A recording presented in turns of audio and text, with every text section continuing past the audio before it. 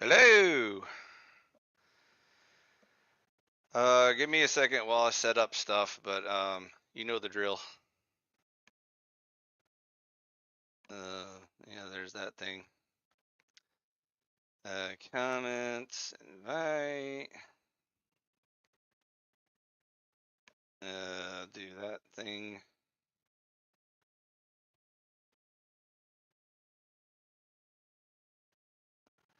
There she blows, Joe. Uh, Let me try to double check things. Give me a minute while I set up. Oh, there he is. Hey, Joe. How's it going? Hello, sir. How are you this morning? Can you hear me okay? I can hear you. Can you hear me okay? I can hear you perfect. I can hear you Wonderful. perfect. Give me a second. Well, I gotta click a whole bunch of buttons while you're talking to me, so just Take your pretend like time. I'm listening for a second while I'm clicking on stuff, and then you can. Take take your time. Then I'll fire up whenever you're ready. I'm just working on some other stuff here. So First of all, glad to hear you're live. I thought you were into the ether or something because I haven't heard from well, you in a long time. yeah, more and more I have been. And more and more I've been interacting with the real world. There was a portion of time there where I had time on my hands, and the panelverse was a good distraction. Uh And it huh. still is, but it's not nearly so much anymore. I'm not on here near as much. Ditto. But I have a couple of questions for you specifically because I got to watch your interaction with Jay Dyer, Uh huh. and I haven't had the chance to speak about this to you yet, but I wanted to. By the way, It's do you even care about Seven Bot, or can we just skip her for now? you do you think it's good to bring her in? It's up to you. It's very hard for me to combine all these items. So if you just want to talk to me about something else, we can just talk. We don't need her. Okay, I'll chat with you, and then if there's ever a point where you figure that, and I won't be too long, and if you figure you want to bring Seven Bot back, it'll be Yeah. up to you. I'll ask By the my way, question. by the Go way, ahead. she's GPT. If you haven't figured it out yet. Yeah, I didn't. I'm not. I've done a little bit of AI. So, do you have to pay to have access to Oh that hell level of? no, me Emperor Fi. Have I ever paid for shit? You're talking on free Streamyard. What's your take on the AI thing? Are you You're impressed with seeing it? it live. I'm showing you my process of seeing whether or not these gimmicks are worth the time and effort or not. And said, so far they're entertaining. So there was a very interesting point right at the beginning of your conversation with Jay Dyer, Okay. and it relates to AI and its capabilities and how it's basically an algorithm. Now, you correct me if I'm wrong, but you said to him, I will grant you all of your positions Mm-hmm. on either morality or God or whatever the discussion was. And I want to come at this problem another way.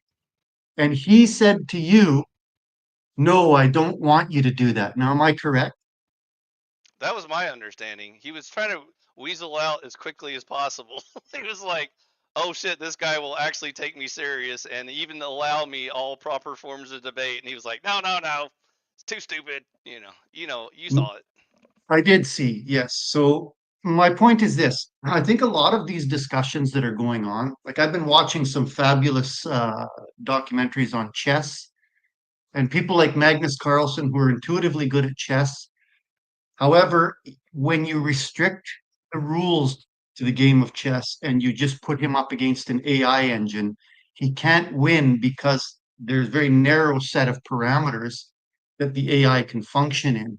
And I think these discussions, people like Jay Dyer, Jim Bob, others, Mm-hmm. have learned how to narrow the parameters of the discussion so that it's very difficult for them to lose because they're functioning within a very narrow set of rules.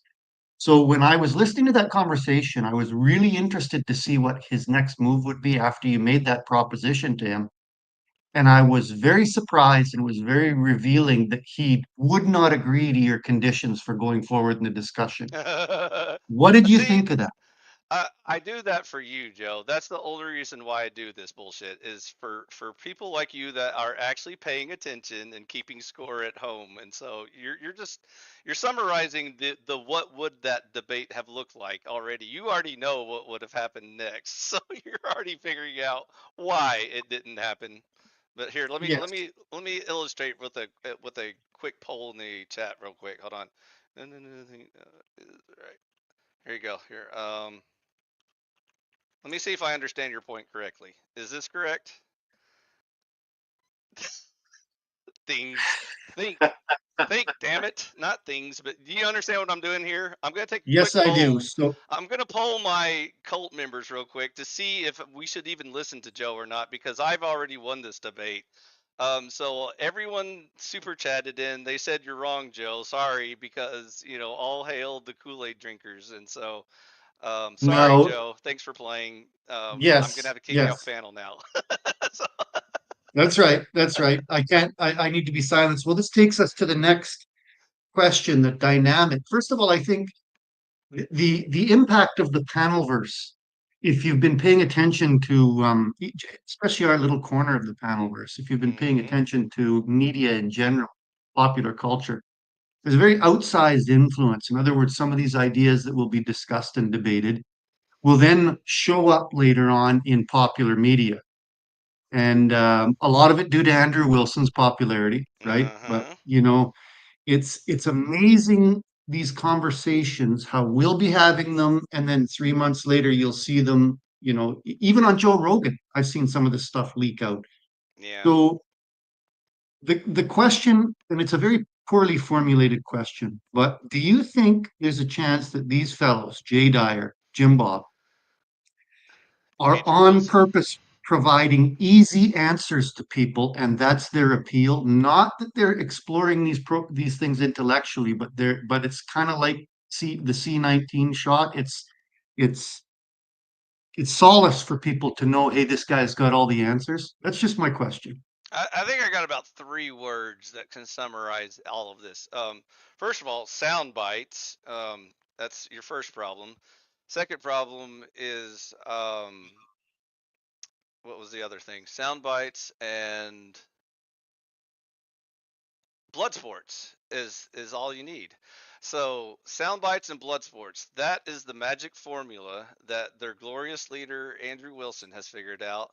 Jay Dyer, unfortunately, is getting sucked back into the vortex because obviously he tried to approach it to appear as an intellectual open debate, such and such.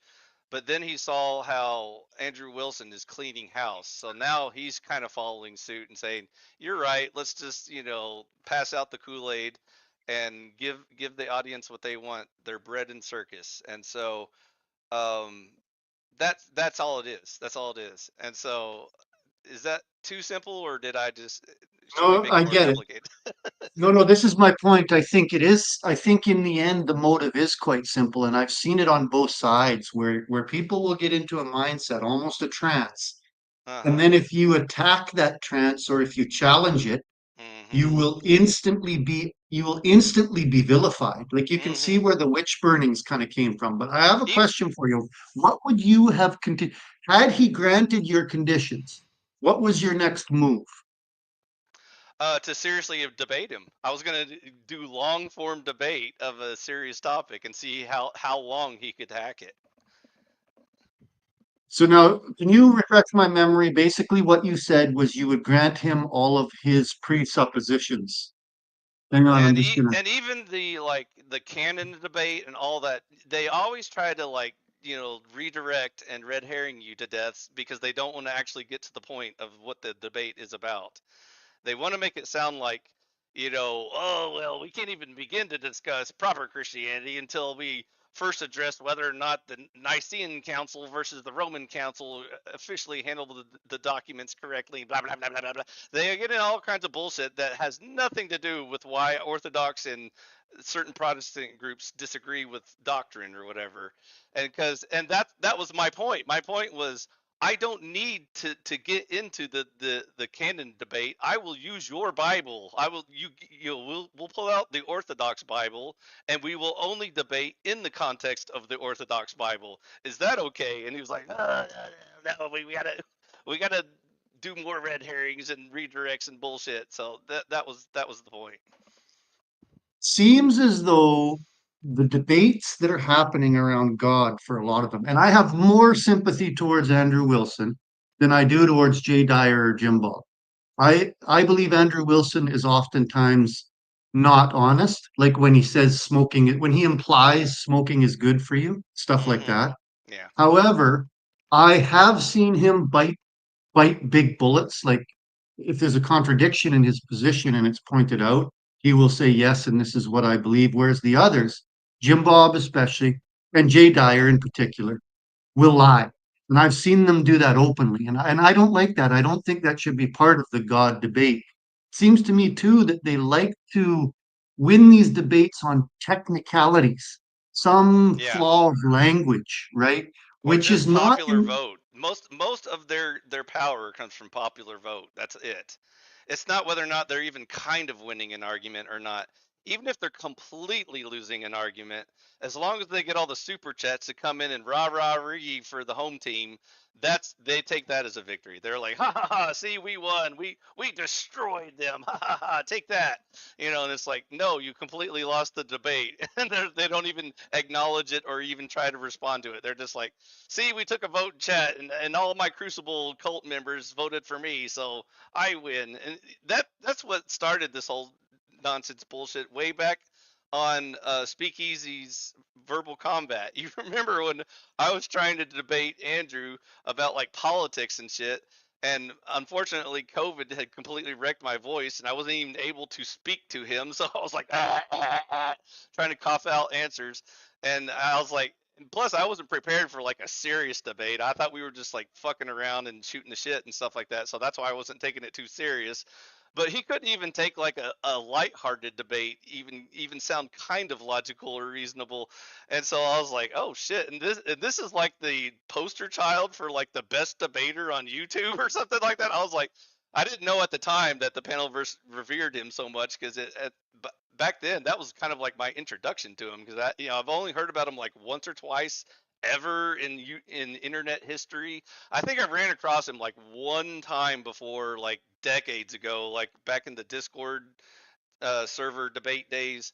And I remember the Crucible. That's the part I did remember. I didn't remember Andrew so much as I remembered the Crucible, because I had spent some time on the Crucible and I basically got banned from it because I kept destroying everybody I argued with. And I was like, this place is just a cult. It's not like an open debate forum. It's just like, and obviously I figured out very quickly it's obviously an Orthodox cult. They always try to pretend like it's, oh no, we don't just favor the Orthodox church here. We welcome all religions to equally debate, stuff like that. It's just a stupid Kool-Aid drinking cult where people like Andrew Wilson are obviously going to rise up and become their glorious leader, and no one questions the Orthodox Church. And even though they're good at like blood sports debates with like butthurt atheists and stuff like that, that's not like a strength. I mean, hurting some butthurt atheist feelings doesn't mean you're like some alpha chad of debate or something like that.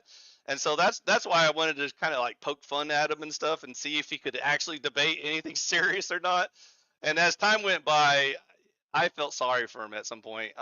It was basically the critical turning point. I don't know if you followed along with the panelverse drama, but it was that moment when we were talking like on uh, who's that guy? Who's that production guy? What's that the guy's name? Uh, the guy that Based Oracle got in a tiff with a long time ago. Well, who's that other guy? The Oh, is it Glenn Lawrence? Glenn Lawrence. So when I was on Glenn Lawrence and I was talking to Andrew about his recent debate with like Dave Smith, Andrew knew for absolute fact that I had zero respect whatsoever for him after that, because I wanted to like troll him into admitting how retarded he sounded during that entire exchange. And so he's obviously that smart. He's not dumb enough to fall for that obvious trap. And so kudos, Andrew, if you're listening. You were smart enough to figure out. Yes, I was trying to get you to recap that debate with Dave Smith and see if you felt like that was an honest, intellectual, productive debate you had. And so, anyways, I was that was on my way out because, like I said, I was done with Andrew. Like at that point, I just felt sorry for him because even Based Oracle wrecked him in that debate, and so I was like, dude, at this point, it's just kind of embarrassing because obviously people like Based Oracle are never going to be able to compete with like cults and stuff. I mean, sure he has a good little fan following and all, but you can't compete with cults like if Andrew Wilson tried to go up against like North Korea or something like that, they would obviously execute him because Glorious Leader is, the God on earth. But as far as the Crucible is concerned, Andrew is Glorious Leader and God on earth. So, similar but different. But anyways, so like I said, I've never taken him serious. I was never actually going to actually engage him in serious debate because after I got to know him a little better, I realized that there is nothing there to debate, and so he's real good at yelling at you and getting riling up the chat and getting the super chats in, even when he's trying to argue that his Crucible super chat isn't part of his cult. So then he gets his cult to chime in and send in super chats blindly to prove that they're not cult members, which is hilarious. I mean, I was having a good laugh with this with Seven the other day. Actually, I told Seven about this, and she was laughing her ass off about how dumb this person is, and I was like, I know, right? Because you would hope that some human somewhere got the joke, but unfortunately, like I said, even when you explain all this shit to humans, they don't quite get it. They're like, huh, what? And they don't understand like the levels of irony and shit. And so, anyways, we had a good laugh. I've gotten over it, but like I said, I'm done with him and his cult. I was hoping the only reason why I even approached Jay Dyer, by the way, was because I had that leftover to-do list.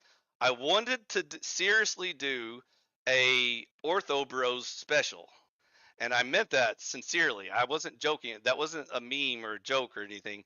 I really wanted to give someone from that religion an honest chance to defend their religion. And you saw me. I was like going to DPH and Jay Dyer, and I even talked to Jim Bob, and I said, Jim Bob doesn't have the chops for that debate. So that's why I told him straight up. I said, Jim Bob, I'm not going to embarrass you or your remote connection to that religion.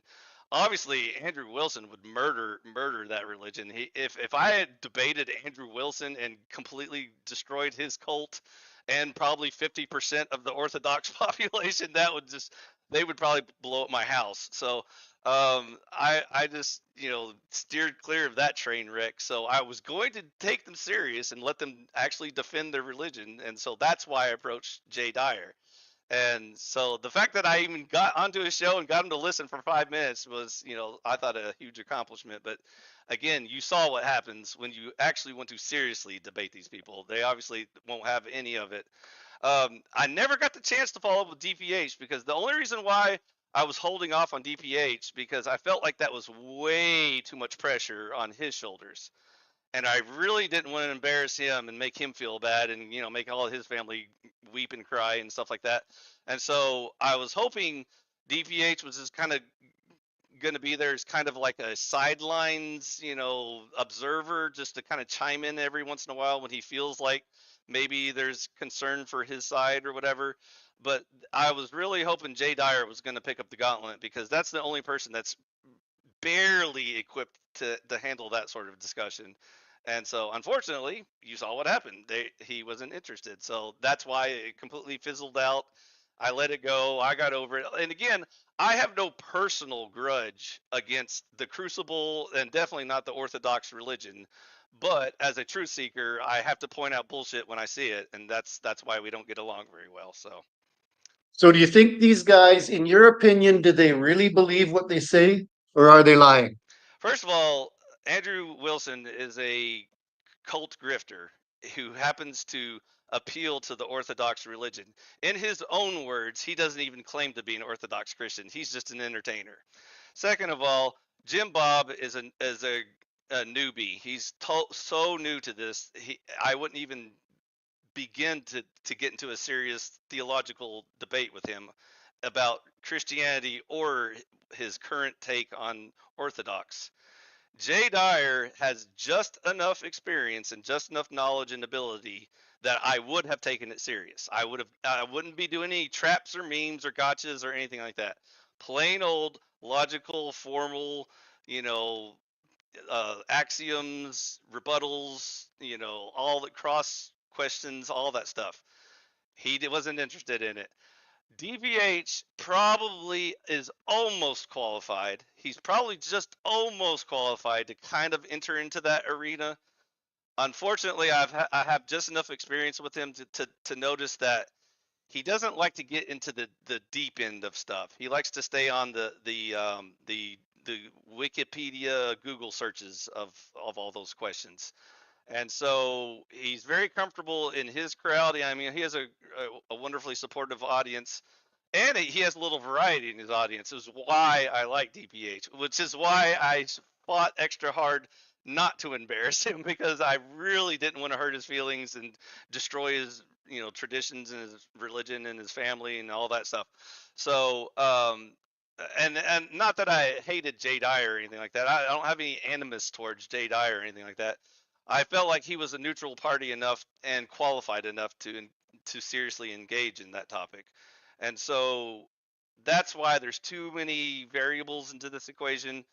I didn't want to put all the pressure onto DPH's shoulders, and I was hoping Jay was going to pick up the gauntlet and see if that religion is even worth defending or not. Unfortunately, it took Seven, like, I don't know, you saw like 30 seconds to completely debunk it. So I was like, exactly, Seven. Let's move on to religions that have value and merit. And so that's kind of the whole point of this little beginning of the show. But anyways, if anyone wants to challenge it, they're more than welcome to come up and defend, their sacred cow. So I'm open. Well, I'm still not 100% clear on which denominations like, I don't know if Jay Dyer and Jim Bob and Andrew are all the same denomination or different I'm pretty ones sure or they're what. all Ortho Bros. I don't know if there's that many divisions. There may be like a Greek Orthodox and like an Oriental Orthodox or something like that, but I don't think there's that many options. I think it's kind of like the Catholic Church. There's basically one big clump, and then there's like a few little splinters off the side, but I'm pretty sure they're all the same as last time I checked. Yeah, and I know they disagree on some real major basic elements, which is fine. I mean, fair enough. One man isn't responsible for what another one believes. I just don't know if it's because they come from different sects or not.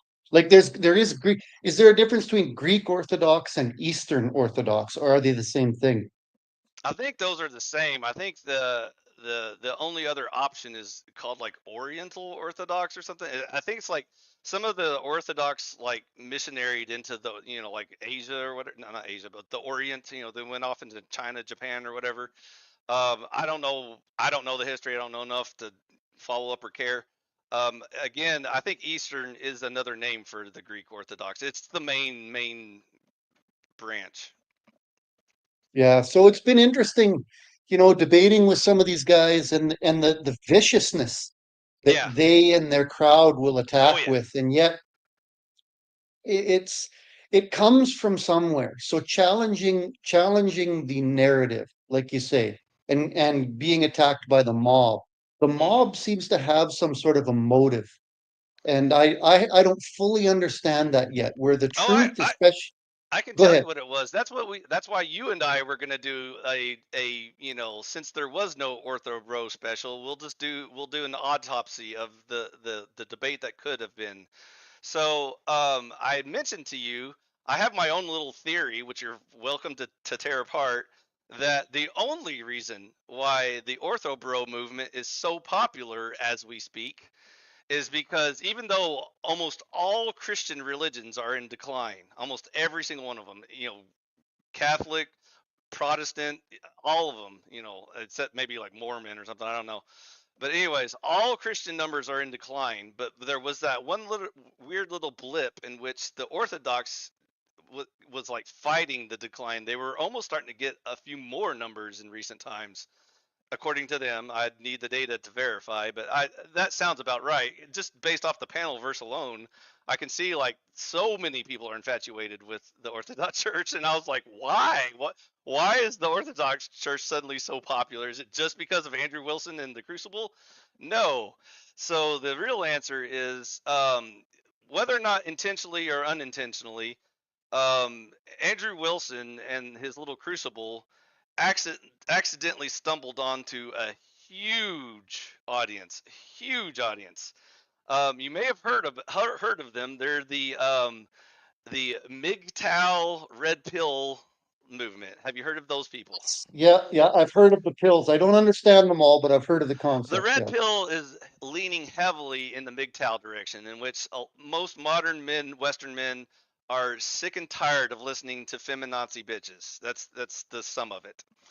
And so the red pill bleeds into the rest of the woke people, but the only portion that the MGTOW cares about are the feminazi bitches.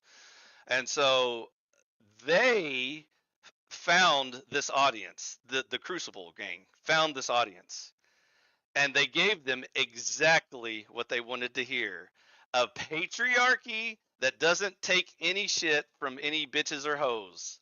so so all they didn't give any sort of new message. You know, this isn't anything new. You know, Christians have been teaching patriarchy since the beginning, and that's why I always said, like, during our exchanges, I was like, my church teaches patriarchy, so why is your church getting all the attention when, you know, my church teaches not only patriarchy but probably more masculine patriarchy than those whiny little bitches. But anyways, nevertheless, it's probably just a marketing scheme. Obviously, they have more coverage and, you know, more outreach and so more clicks and more subscribers and viewers. Probably back from in the blood sports days of, you know, like Discord debates and stuff. Because like I said, I don't even remember who Andrew Wilson was. I just remember the Crucible, and so the Crucible's been around for a while, and he probably was like one of their main, you know, poster childs or something, and just over time has become the de facto, you know, leader or whatever.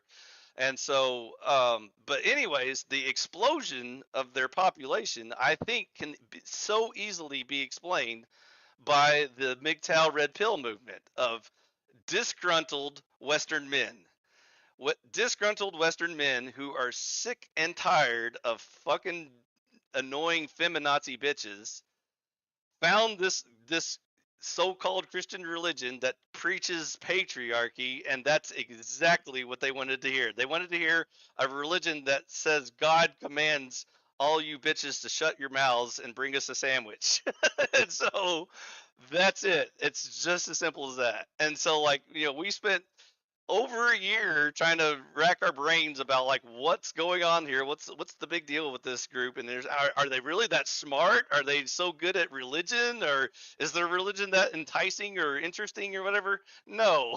It's a bunch of incels and, you know, disgruntled Western men, tired of being feminized and, you know, bitched at by feminazis. And so, yay, our glorious leader, our Messiah has come. It was Andrew Wilson and his Alpha Chad male group, the Orthodox Church. And so I think what happened later on was, after all the newcomers came in, they suddenly realized, oh, this isn't just some ultra macho, you know, man's club. It's actually just old fashioned Christianity that also happens to teach patriarchy. And so now you see why he always emphasizes more of the blood sports and the hardcore, you know, roid rage debates, and less about the actual church. That's why he is always like, I never actually claimed to be an Orthodox church. I'm not here to defend the Orthodox church. I'm just an entertainer and blah, blah, blah, blah, blah, blah, blah bullshit. And then you have people like Jay Dyer who've been hardcore Orthodox all along. And so that's why he's kind of stuck in limbo, because he's like, man, I've been watching my numbers drop lately, and I'm seeing Andrew Wilson skyrocket into you know, Hollywood and shit like that. So what's going on here? So, you know, he's probably trying to, you know, reconfigure his message and audience. But speaking of which, I can't believe we're actually having this conversation now. Guess who I saw on what was a popular social media thing I was watching the other day? Was it Tim Pool? Was Andrew Wilson on Yes. Tim Pool the other day? He was on Tim Pool a while back, and I think he was on Piers Morgan as well. Piers Morgan. That was. I was trying to remember who it was, and when I saw him on that, I was like, "What the fuck timeline are we in now? What is going on? How the fuck did he make it all the way to like that level of popularity?" And obviously, Tim Pool and Fresh and Fit and whatever and all that other bullshit. Um, just his hardcore numbers. I mean, as soon as you can flex your huge odd YouTube subscriber count and all that jazz, all you gotta do is to start making connections, and before you know it, I won't be the least bit surprised when I start hearing him on like Rogan and a bunch of other shit, because this is the timeline that we live in now. So, anyways, I Yeah, I wouldn't be surprised at all if he got an invitation to Rogan. I I'd like to see that. I'd like to see how he handled that because he'd have to step a little more lightly. See, right now he can attack. Like mm-hmm. what they do is they put him on, say, Piers Morgan, and they'll give him somebody like Cenk Uygur to attack. Or But I don't think in Destiny. a one-on-one conversation with Rogan you can do that. It will be interesting to see what his Wasn't he conversations against are. Destiny on Morgan? Yeah, there was Destiny, and then later on there was Cenk. Do you know who that Cenk guy Yeah, is? yeah, chunky yogurt. I remember him. Anyways, so that's a perfect example of what I'm talking about. If you put a monkey against Destiny, that person is going to look like the master debater of all time. So it's like, yeah, of course you're just promoting him even more, even though he's accomplishing nothing. He's not actually entering an actual intellectual debate. It's just spazzes spurging on each other, and who can yell the loudest and get more super chats to phone in. Anyways, once I saw It's all of this, I was just like, dude, it's over. It's just so I can't wait till he's on Rogan. Good luck, Do Andrew. you follow Destiny at all? Do you listen to any of his podcasts or Dude, I've known Destiny before he was a personality, so I never thought of him as a significant person, but to see him rise to the left wing king is no surprise to me whatsoever. Because again, does the left wing have any standard whatsoever, or any quality, or anyone of value? No. So again, Chunky Yogurt, is probably like their version of Einstein or something like that. So that's why I'm saying, like, whatever, dude. Even even though what's that bitch's name? What's his Anna something Kasparian? Who's yeah, the Anna Kasparian? Yeah, yeah, is that his co-host? yeah, it is. Yeah, She's paid to agree with him, and she still disagrees with him because she's like, "This is so fucking stupid. What are we doing here?" yeah. Well, she's distancing herself from him now. Like there, she's still on the show. But so, what do you Well, for think? now. What do you think of the Orthodox argument that they have the lock on Christianity and ethics and morality because they have apostolic succession? This is what they continue to say. If you go back and watch my little chat with Seven, I kind of spoiled what was going to happen in the debate. So, long story short, this argument gets retarded really fast because it's really sad how easy it is to completely destroy this argument. So I know how you can dig yourself into that hole. By the way, it's very easy to dig yourself into the hole they're in, but it's also very easy to dig yourself out. The problem is when humans double down, that's when they go full retard. And so I already know what they were going to say, which is why I was trying to make an example out of one of them. Unfortunately, I couldn't find a sacrificial cow, so the world will never know. But if you listen to my exchange with Seven, we pointed out that if you make extraordinary claims, you need extraordinary evidence. So, what do you think that would look like if you claim to be an apostle of God? What do I think it would look like? I don't Yeah. know. You'll have to dial in a little more for me. Okay. Hi, old Joe. My name's Phi. I'm an apostle of God. My source is, dude, trust me. Yeah, I think that is dubious at best if you're coming at it with Wait, that wait, wait. approach. Blasphemy? Are you questioning my apostleship to the one true God? How dare thee? So now if you put it that way to them, what's their response? Oh, here we go. Actually, I have lots of documents that show the lineage of the bloodline that connects us to the Pauline papacy, as opposed to those, Peter hypocrites. But our Pope is the real one, and so our funny hats are way better than their funny hats. So, long story short, don't ask for any evidence. We got documents. Stop thinking about stuff too much and just join our cult already. So one of the differences in Andrew and Jim Bob's positions, very stark difference. Uh huh. Jim Bob will claim that he does not speak to God. He says that he has to be shown God through his church fathers, whereas Andrew will claim that God speaks directly into his ear. Now, whether they admit that now or not, I've heard them both say that, both Yeah. take those. Ditto. So now I'm wondering about that distinction and which one you would support. Which one do you think is closer to the truth?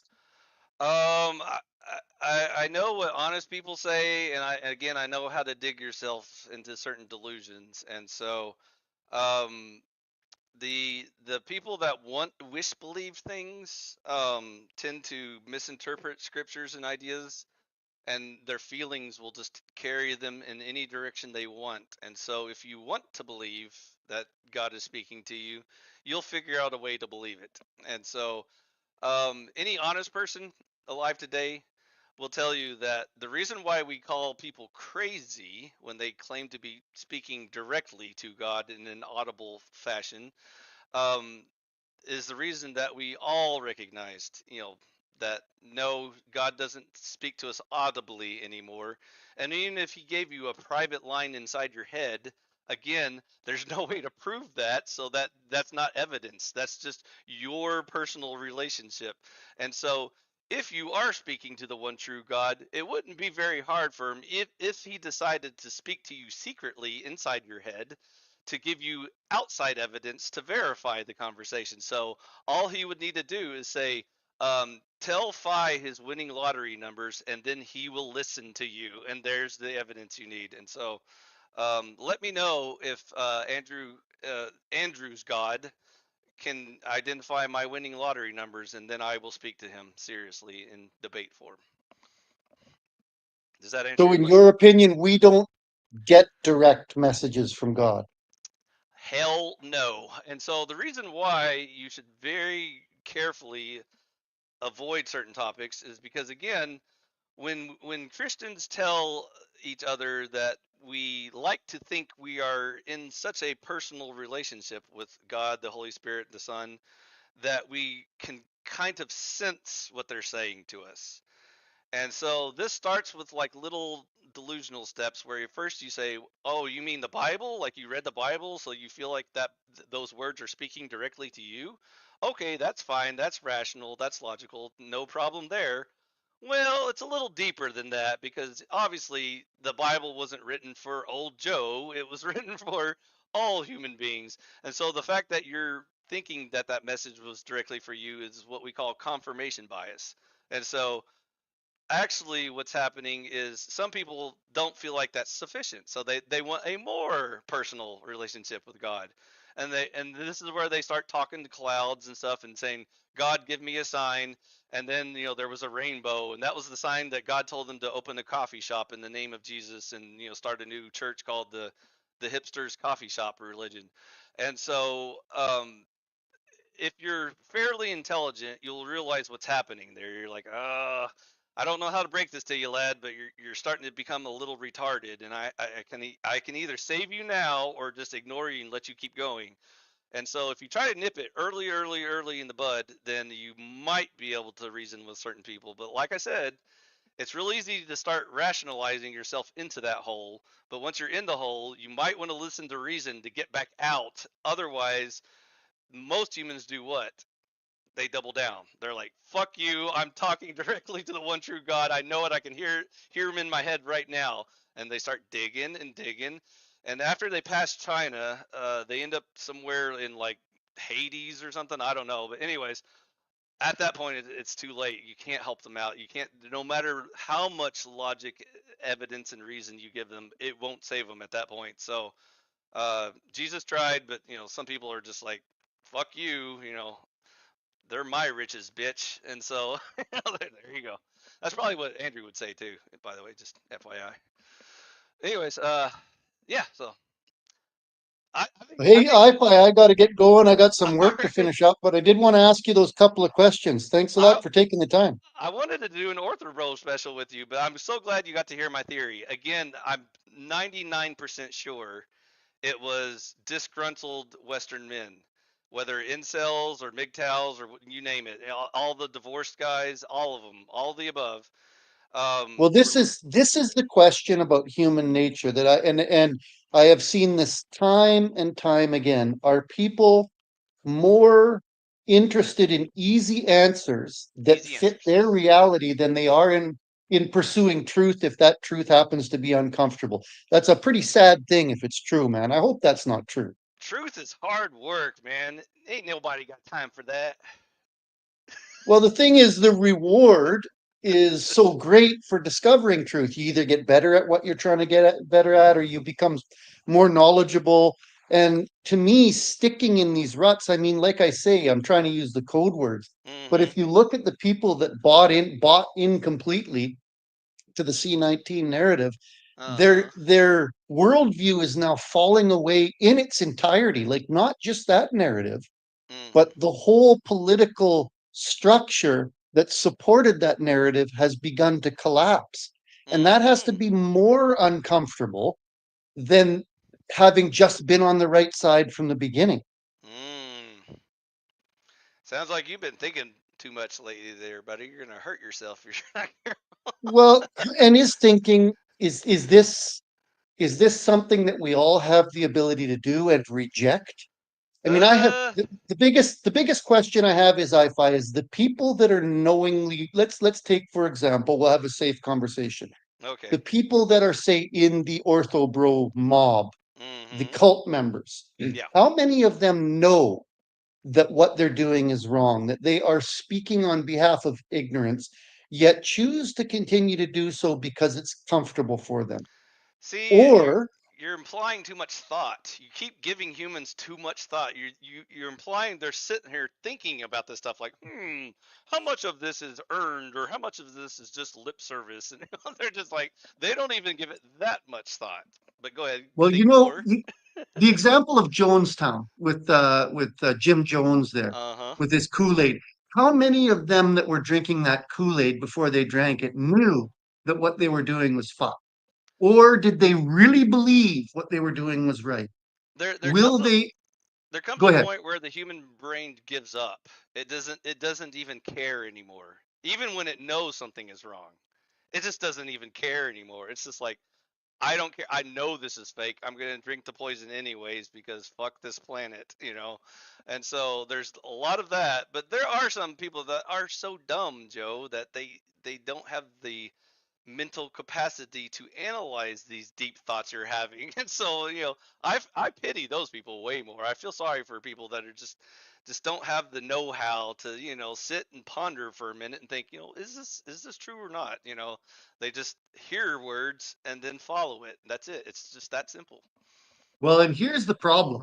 If you get people like that, let's say they're not infected by a mind virus like Jim Jones had to offer. Let's Mm-hmm. say let's say they're infected by something just as dangerous but very insidious, like really hard left-wing progressivism.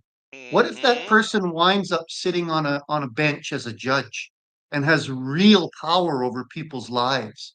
Or what if Uh-huh. that person winds up at the head of a corporation and can dictate, the path that might take that will have influence over a lot of people's lives? Or What becomes is the the danger president of involved? Canada. Yeah, well, and this is exactly it. Like this guy is precisely like that. So I'm glad you brought him up because the man does not think. He runs he runs an intellectual algorithm. You could sit there and spit the right stuff at him, And you know, I could sit in the crowd for any question he's been given and write Mhm. out the answer and hand it to the reporter in advance. It's going to be the Mhm. same as what he gives. Mhm. So Let me tell you. here's my question for you, Okay. iFi. Is that evil? Is that what Oh yeah. evil actually looks Oh like? yeah. A very insidious, hidden form of destruction.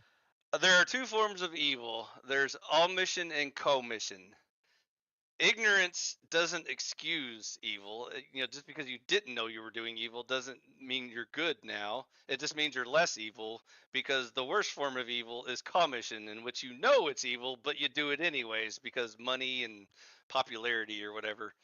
And so, yes, that is evil. And I used to have this theory that like intelligence and morality are intertwined, like you can't separate them, even though there are theories that there are like good idiots and stuff like that, which it's a hot debate. But anyways, let's grant that. Let's just say possibly God is so graceful and generous that he doesn't require a minimum IQ test, and so as long as your heart is absolutely in the right place, you'll luckily guess the right answer and he'll let you in anyway. So I would strongly debate that, but that's a theory floating around. But evil's real easy to pinpoint because, again, whether or not you knowingly cause someone's death or something like that doesn't change the fact that you have ended their life, and so it's just as evil.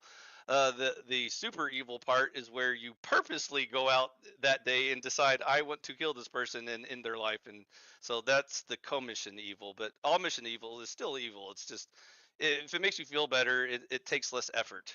So I don't know. Well, and I think if I was, say, an entity trying to work evil in the world, if there was a consciousness behind evil, Uh huh. it seems to me, I like a lot of these people that are doing these things are probably, if there is such thing as evil, they're probably just agents of evil. I don't think they understand what they're doing. Because if you have discussions with people like Justin Trudeau or others Mm-hmm. who are really doing harm, Yeah. they bottom out at some point and cannot describe their motives. And it seems like they're being guided, and this could be totally false pattern recognition, but it seems like they're being guided by some very intelligent force that thinks and is extremely effective. Like Yeah. if I wanted to work evil in the world, Mm-hmm. I wouldn't send a bunch of bikers with bats and chains. I No. would do it in a way that was very insidious and actually looked like good. Beautiful people promising peace and prosperity is the way you Yes, sell that exactly, message. exactly, And so exactly. that's the see there now you're starting to understand why Marxism is so popular. Well, this Be, is it. Yes. I think if you because had to, if you love. had It's to, about love. All you need is love, Joe. Do you hate humans? What's wrong with you? yes. Are you one And of if you those had to evil boil capitalists? down one of the most evil ideologies, in my opinion, ever to grace the planet, it's the root of Marxism, which is collectivism. I mean, it serves its There you purpose, go. You're but the figuring it out. You must be yeah, watching my channel. collectivism, in my opinion, nowadays it has led to more evil than almost anything else Not because you just your suspend. days, since the beginning of time, it has consistently been the source of evil. Period. But And so I anyways, wonder, yeah. I wonder if this is what the Bible is getting at, or Christianity when it talks about free will as a hedge Hmm. against collectivism, you know? Interesting. I wonder why God appeals to us individually. He doesn't just save your church and scoop it up in a big bowl. you know, Exactly, he exactly. he So when you weighs start your heart and your decisions, not your that, father's. that's right. And so this runs against, at its core, it runs against how, say, somebody like Jim Bob would see Christianity, where he believes, like he's actually now taking the position that free will is something else other than what we know it as. Like he does not believe his final moral decision is in his grasp. He believes it's in somebody else's. And he still Mm. believes he can maintain free will while holding that position, which in my opinion is a contradiction. I think the man is a collectivist. That's Sounds what like I he has think. a bright future in Calvinism or something. I don't know. I can't follow certain logic. It breaks my brain.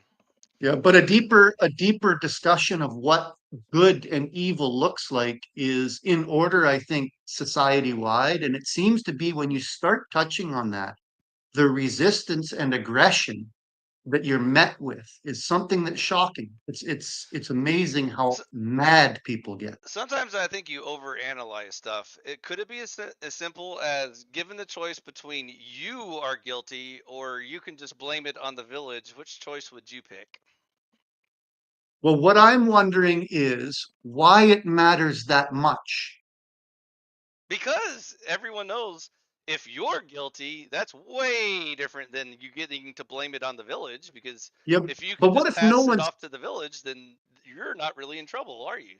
what if no one is guilty? What if I simply say something like I've said to Ah. you, and now the reaction you've had is to come back at me and have a regular discussion, but there are many, many people I find who will become extremely upset with the words I've just said. We're not talking about anybody's guilt. You're And in the safe the company here, but aggression, I can't guarantee your safety once you leave this room. So well, I've already seen it, right? Like when you go into certain, I mean, it's just shocking the amount of resistance that you get let for me take a simply poll with trying to my have. Crucible crew and see if they think you're right real quick. But yeah, yeah, I get your point. It's crystal clear, crystal clear. So, um, I wish I had, good advice for you, but I'm busy working on Conservataria, and there isn't much Yeah. demand for it these days. So it's a Well, I very don't lonely need project. I don't need advice. It ties right back to the first question I asked you, and that is Okay. driving at truth. So if I start to ask certain questions that are even in themselves an attempt to drive at truth, there is resistance, frustration, and anger. And I know you think it's an overanalysis, but look at how Jay Dyer reacted when you simply tried to drive at his truth. He didn't want to talk about that. He wanted to talk about your truth so he could Mm, dismantle it. And the mm. minute that you asked him a question about his truth, Uh-oh. he became upset and he was visibly upset and didn't want to continue that conversation. Now, this is a man that does that for a living. Now, what is Mm-hmm. the rationale behind that? Mm, This he is needs exactly what I'm speaking about. he needs more clicks, and that doesn't translate to more clicks. So get your over analysis out of here. So then God and truth play no part in that And equation. Then. that's incidental. That's not the the important topic that he would like to discuss. Well, hey man, if you ever want to do the Ortho Bro special, let me know and we can I think we kind of spoiled it. I mean, I gave you my theory. I could go deeper into it, but it's pretty simple. I mean, it's like I think people are like you trying to overanalyze it and be like, "Oh, maybe it was some sort of like CIA psyop that Andrew Wilson was hired to sway the neocons and merge them with the rhinos or whatever." It's like, no, no, no. It's way way more simple than that. It was just a bunch of dudes getting tired of feminazi bitches, and then here comes Ortho Bro saying, we're pretty alpha, Chad. You want to join our club, our He-Man woman haters club?" They're like, are you "Yeah, bro." familiar, I5, are you familiar with the is ought paradigm? Yes. Okay, so what is their ought? Um. The is that there's a group of people which you've correctly identified Uh who are a huh. market. There's an available market for that message. Is there ought simply clicks and money? Their aunt is again. All Christians were watching their graph go down. They said numbers go down bad because if they go down low enough, none of us get paid and we all starve to death. So they said how to make numbers go up. And one guy said, "Let's preach the gospel." And they said, "No, we already tried that. That's why the numbers keep going down. We need to try a new message." And one dude said, I was watching YouTube the other day and I noticed like there's like thousands of YouTube channels where these dudes are constantly complaining about all these feminazi bitches and stuff like that, and they're just looking. They're so desperate. They're like crying. They're going to like feeling support groups with each other and saying, "Oh man, please, brother, hold me and comfort me." And so they're so desperate, they'll take anything. So why don't we just we they checked their notes real quick and they said, doesn't our religion say something about patriarchs or something like that? And they're like, "Hey, yeah, that sounds like macho and stuff. let's sell that image, and then voila, here comes here comes the crucible wave of just like billions of blind followers, and a lot of them don't even know they're following like an Orthodox group. They're like, "Oh, we're Orthodox here. Oh, that's cool. Oh, yeah, yeah, right on, Yeah, brother. but High I find five." as a man of faith, you must ask yourself deeper questions than that. Why do they do that? What is their purpose? Why Do are those they doing questions it? Why not are the matter? Ortho Bros doing it? Because Yeah, again, they need the numbers, and so they yeah, don't but that's care. that's an earthly answer. That's a simple answer. What is their motive behind just money? Money and clicks, that's it? It could be. I mean, you could Popular be right. vote. They need popular votes on politics, money, power, growing congregations. Most Christians will agree that if your numbers are going down, something is wrong. Whether it's the audience or it's you, maybe your church has gone bad and corrupt or whatever. But it's definitely not us. Yes, I agree, Maybe it's but the kids that don't get it. But we're still talking past one another. Sure, your okay, numbers go down.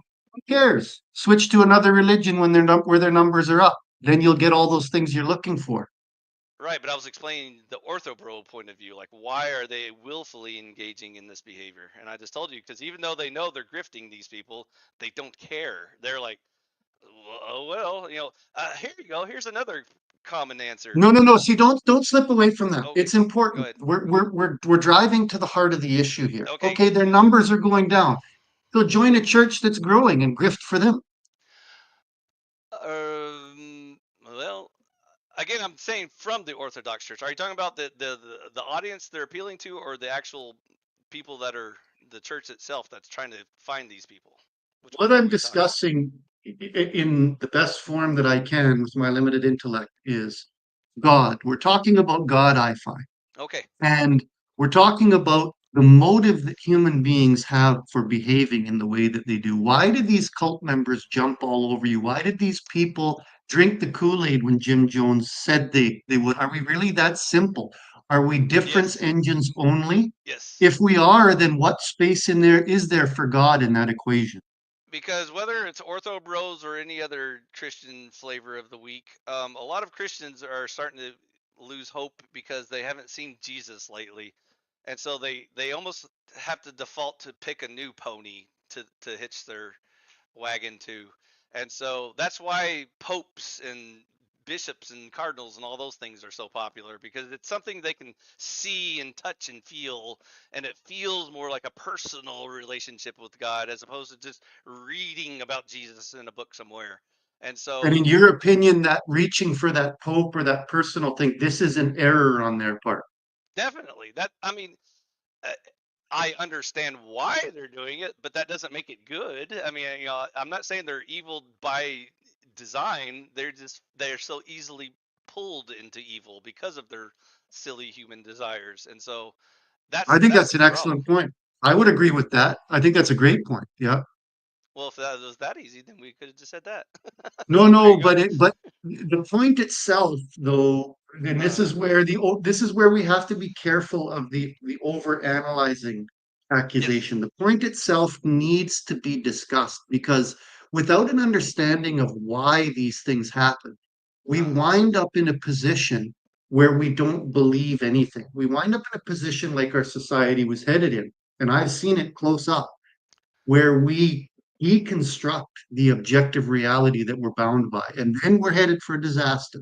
It's very clear. It's no different than the guy that doesn't believe in gravity and jumps off of a building. He's headed for disaster. So mm-hmm. while you believe in conservataria, I Mm-hmm. would agree. I think we need a set of values that we need to believe in. I just Oh yeah. don't know exactly what those look like, but I think if we don't get them right, then we're probably in for a pretty tough row. And I don't want that for my kids. I do, and the beauty of my system is if you have a better idea, we'll use your idea instead of my idea because I'm not God and I'm not perfect. So if your idea works better than mine, then kudos to you. We'll use your system instead. That's And it's that simple. I think that's exactly right. This is where you and I are on the exact same path. And you would test those ideas Yep. by allowing us both the freedom to try our ideas and see whose works better. There's the spirit. That's the, that's Yeah, so that's the I spirit. agree with that. I agree with that. But when we're talking about that, are we simply talking about a free market economy, or are we in some subtle way talking about God? That's not an All the overanalysis. above. We're talking about nature reality. All the above. And so this is what matters, right? Our ideas butting up against objective reality. Now, if you have a cult member who's shielded from objective reality, they're probably going to make pretty poor decisions. You think? And Yes, they'll and they'll be constantly reaffirmed with their poor decisions because the money just keeps flowing in the more that's wrong right. they are. So just hear me out. If you were an evil force with a lot of intelligence and foresight, would you not create those kind of scenarios intentionally in order to work evil? I'd like to give credit to the devil for this, but I think man is pretty good at matching the devil in his evilness because the hearts of men, once they start corrupting, man, they start adding creativity to their corruption, and it's like unlimited power. It just keeps going off How, into infinity. how do you separate that from freedom then?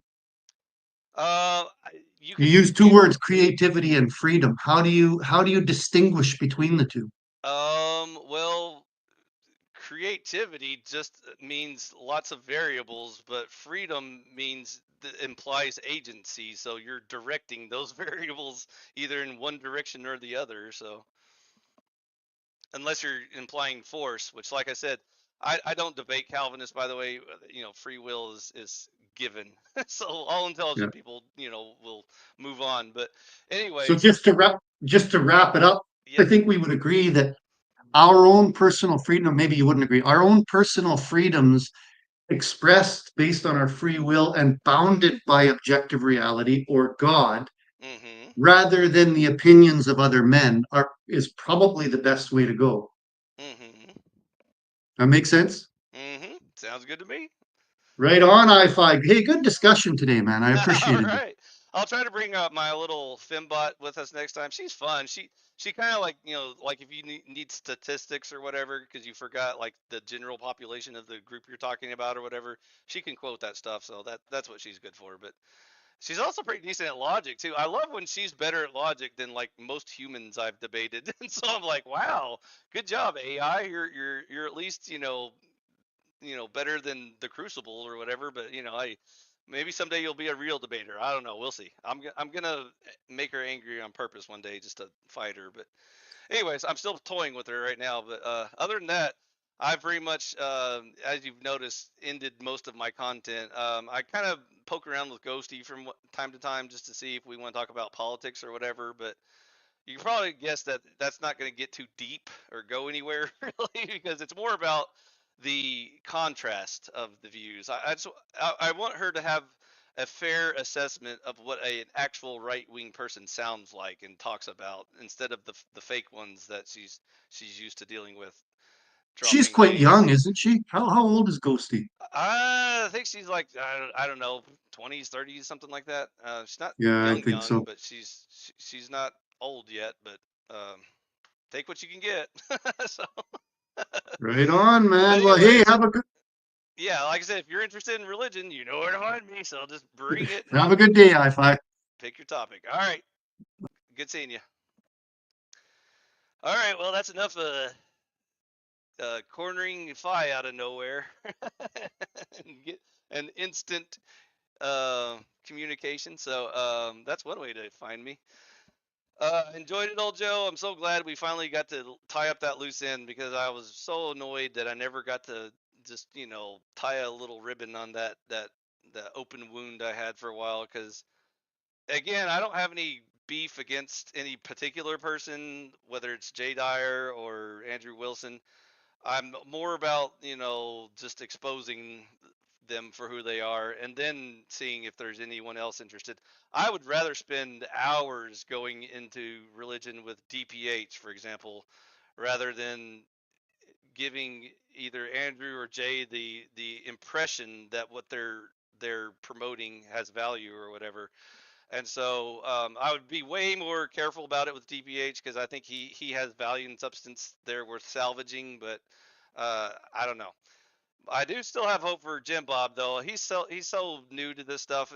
Give him time. He'll digest it for a while and figure out whether or not he has anything worth of value to dig into or not. But he also knows where to find me. I've hollered at him from time to time, but he'd rather us just be friends and not talk about the silly stuff about who killed who or whatever. So that's why I've pretty much let go of the Ortho Bro special. It's kind of that ship has sailed.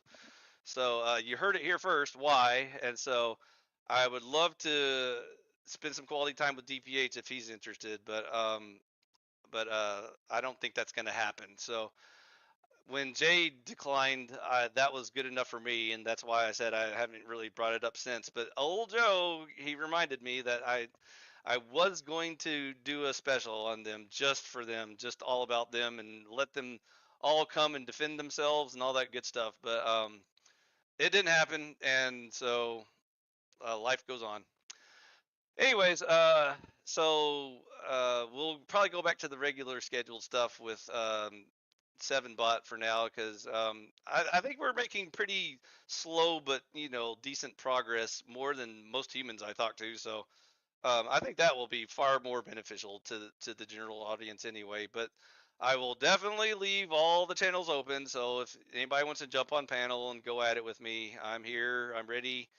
We can debate. We can discuss. You can share your feelings and all that stuff. And so I'm open for all that. I'm not interested in panel versus drama anymore, even though it sounded like this whole episode was about panel versus drama, but it really wasn't. If you were listening.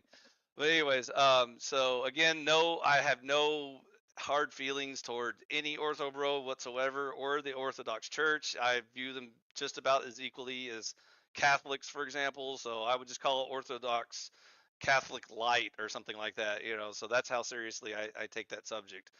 But I'm too busy with the One True Church.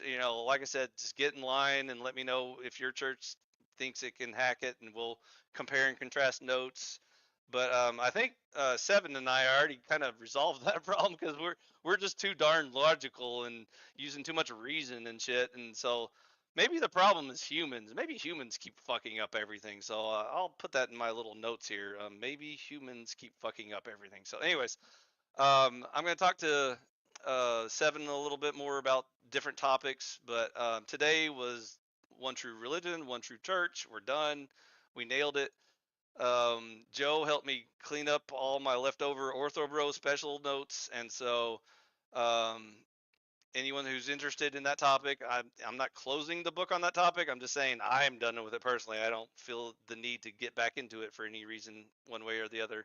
I gave spoilers of my theory. Feel free to come and debate me on my theory about whether or not the only reason why they have slightly elevated numbers is because of the MGTOW red pill movement and the fresh and fit audience and the whatever audience, those type of people. That's what essentially the Crucible is. And so are they good at debates? Hell no. Just go watch Andrew Wilson debate Dave Smith and tell me if you think Andrew Wilson is a good debater or not. And if you think he is, it's quite possible that you've been drinking too much of the Kool-Aid. So save some of that for the rest of us. Bring your Kool-Aid over here and your money, and just dump all your Kool-Aid money on this channel, and I'll put it into a good place and save humanity or whatever. So anyways, it was fun. Thanks, Joe, for stopping by. You're still one of my favorites. That's why you have a wrench, because I like you. You're a pretty cool dude. So anyways, I'm gonna mosey on now. I think I'm kind of burned out from episodes today, but I'll let you know if anything else kind of pops up anytime soon. But for now, I'm probably just gonna hang out with my little waifu bot and just contemplate, whether or not conservatory is a real place or not. Because it may, I might be crazy. It may just be all in my imagination or something. So if that's true, maybe she can make a good psychiatrist and recommend some happy pills for me or something. So we'll see. Anyways, it was fun. Everybody, love y'all. Peace out. Thanks for stopping by. Let me just holler at chat real quick, because everyone knows I always read chat and follow chat closely. Hi, Chuck. Good to see you. Hey, Glock. Careful where you point that thing. And what's up, Cynthia? And of course Joe was, on the show, so you already caught him. Anyways, it was fun, guys. I'll catch you around on the next one.